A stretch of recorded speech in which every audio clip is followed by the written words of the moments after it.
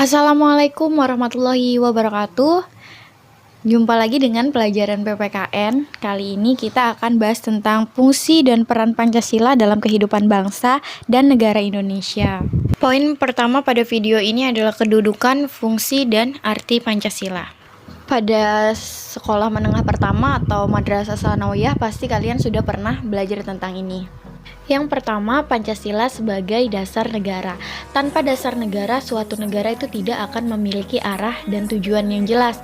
Karena itu, para founding father kita itu merumuskan Pancasila atau dasar negara. Itu tepatnya pada sidang BPUPKI pada tanggal 29 Mei sampai 1 Juni 1945. Puncaknya itu pada saat 1 Juni 1945. Maka dari itu 1 Juni ditetapkan sebagai hari lahir Pancasila. Yang memberikan pendapat tentang Pancasila itu siapa aja tokohnya, ada Muhammad Yamin, Supomo, dan IR Soekarno. Dalam perkembangannya, BPUPKI ini membuat tim kecil yang disebut dengan Panitia 9. Sebagai dasar negara, Pancasila menjadi norma dasar atau kaidah negara yang fundamental. Ini terdapat pada pembukaan undang-undang pada alinea keempat yang dikukuhkan pada tanggal 18 Agustus 1945. Yang kalian tahu, pada 18 Agustus ini sidang PPKI.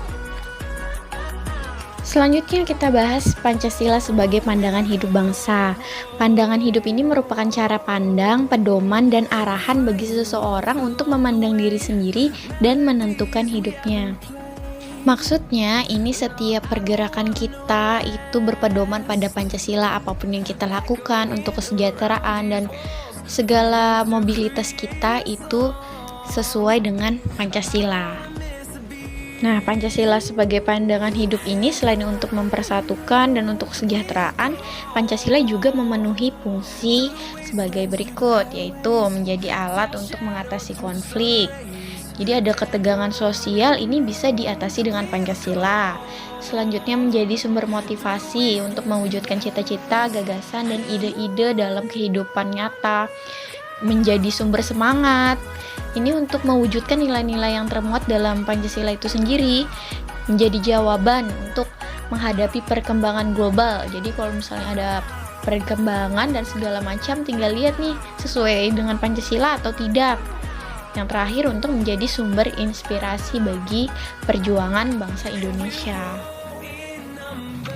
Yang ketiga, Pancasila sebagai kepribadian bangsa. Maksudnya pribadi bangsa ini ciri khas atau watak yang menonjol pada banyak warga di kesatuan nasional atau disebut dengan kepribadian nasional. Jadi ini ada kepribadian bangsa Indonesia yang unik, khusus. Yang ini yang tidak ada di bangsa-bangsa lain, maka disebut sebagai kepribadian bangsa Indonesia, yaitu Pancasila. Kepribadian ini juga merupakan refleksi dari perubahan dan perkembangan bangsa Indonesia dari masa ke masa. Segala hal yang ada di masyarakat itu termasuk adat budaya serta lingkungan, itu termasuk dalam kepribadian bangsa. Diingat ya.